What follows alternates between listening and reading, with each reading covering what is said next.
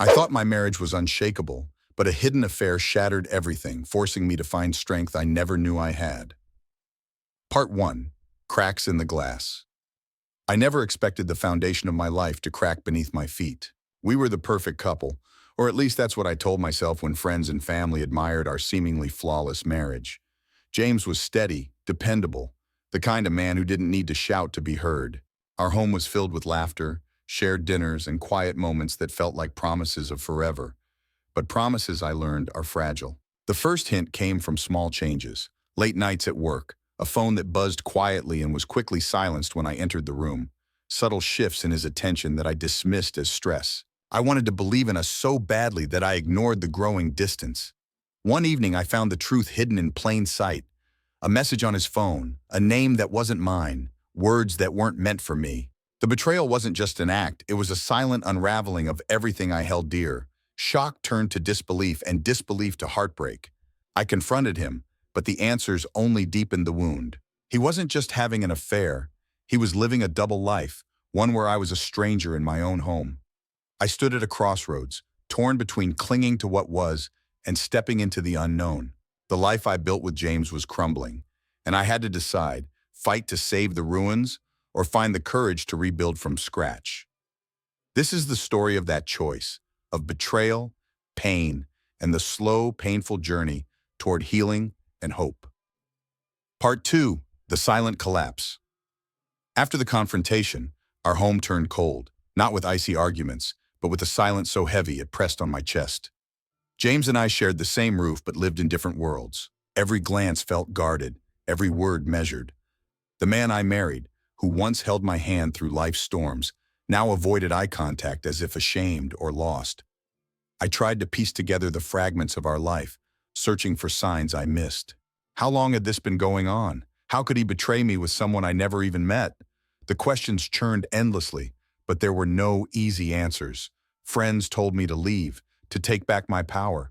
Family begged me to forgive and move on. But inside, I was torn, between love and betrayal, hope and despair. Nights stretched long, filled with restless tears and aching loneliness. Through the pain, I realized that this wasn't just about his betrayal. It was about my survival. I had to find myself again, not as James's wife, but as a woman who refused to be broken. Little by little, I began to take control. I started therapy, leaned on close friends, and reclaimed pieces of my identity I'd lost in the shadow of the marriage. It wasn't easy, healing never is, but with each day, the silence began to loosen its grip. The road ahead was uncertain. Trust, once shattered, could never be rebuilt overnight, but I was learning that sometimes falling apart is the first step toward becoming whole again. Part 3. The Turning Point. Days blurred into weeks as I tried to live in the space between heartbreak and hope. I stopped pretending everything was okay, stopped lying to myself that things might just go back to how they were. The truth was raw and ugly. James had chosen her, and our marriage was hanging by a thread. One evening, as I sat alone in the quiet of our living room, I realized I had a choice: continue living in this painful limbo or take control of my future. For the sake of my dignity, my sanity, and the life I still wanted to build, I decided it was time to fight, not for him, but for myself. I filed for separation. The legal process was brutal, filled with paperwork, emotional arguments, and moments of crushing loneliness. But each step felt like reclaiming a part of me that had been lost. Friends rallied around me, offering support and a safe space to express every hurt and fear. I poured my pain into my work, my passions, and slowly I began to feel strength return. James tried to reach out, apologizing, begging for forgiveness, but my heart had hardened. I loved the man I thought he was, but I couldn't stay with the man who betrayed me so deeply. The night I signed the final papers, I cried. For the love that was, for the dreams that died, and for the woman I was becoming. It was an ending, yes, but also a beginning. This story is not just about betrayal. It's about survival, about breaking free from the shadows cast by others, and about finding your own light when the darkness seems endless. Part 4. The Choice.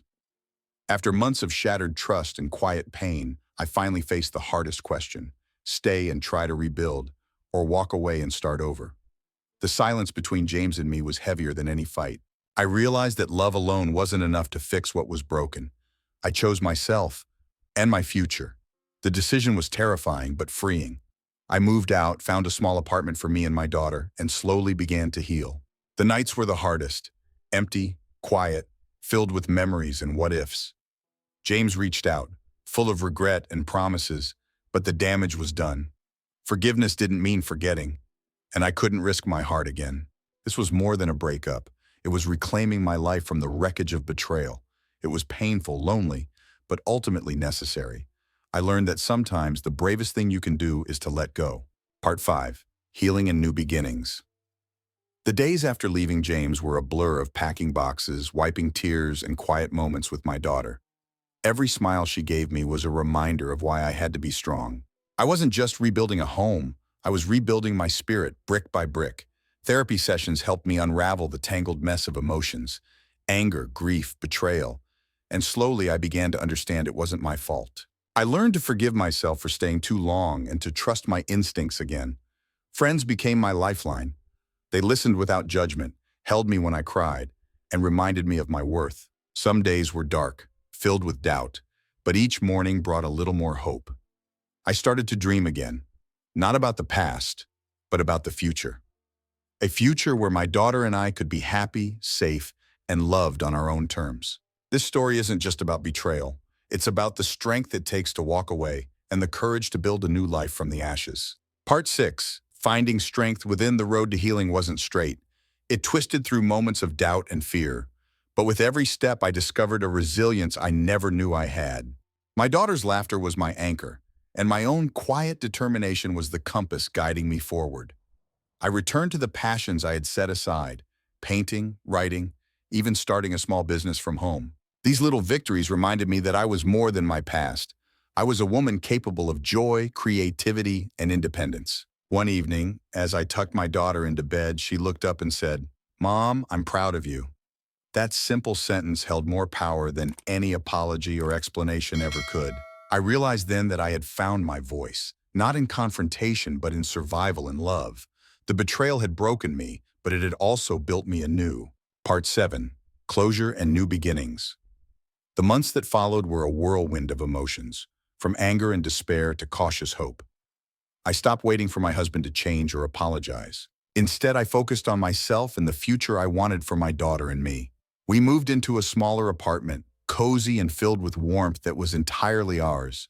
The silence between us was no longer heavy but peaceful. I learned to smile again, not because life was perfect, but because I had reclaimed it. Sometimes I caught glimpses of him in the past, through old photos, memories, and fleeting thoughts. But those moments no longer had the power to pull me back into darkness. They were just shadows fading into the background of my new story.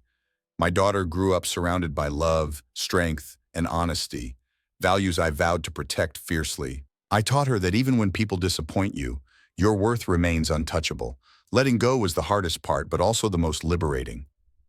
I closed that chapter not with bitterness, but with gratitude for the lessons learned. Part 8. The Road Ahead. Today I stand as a woman transformed by pain and healing. I'm no longer defined by betrayal, but by resilience. My life isn't perfect, but it's real, full of laughter, challenges, and endless possibilities. I've rebuilt my trust slowly, first in myself, then in others. I've learned that love doesn't have to be a battlefield. Sometimes it's a sanctuary we create within. To anyone listening, remember, betrayal may shatter your world, but it can also be the breaking point that sets you free. Your story isn't over, it's just beginning.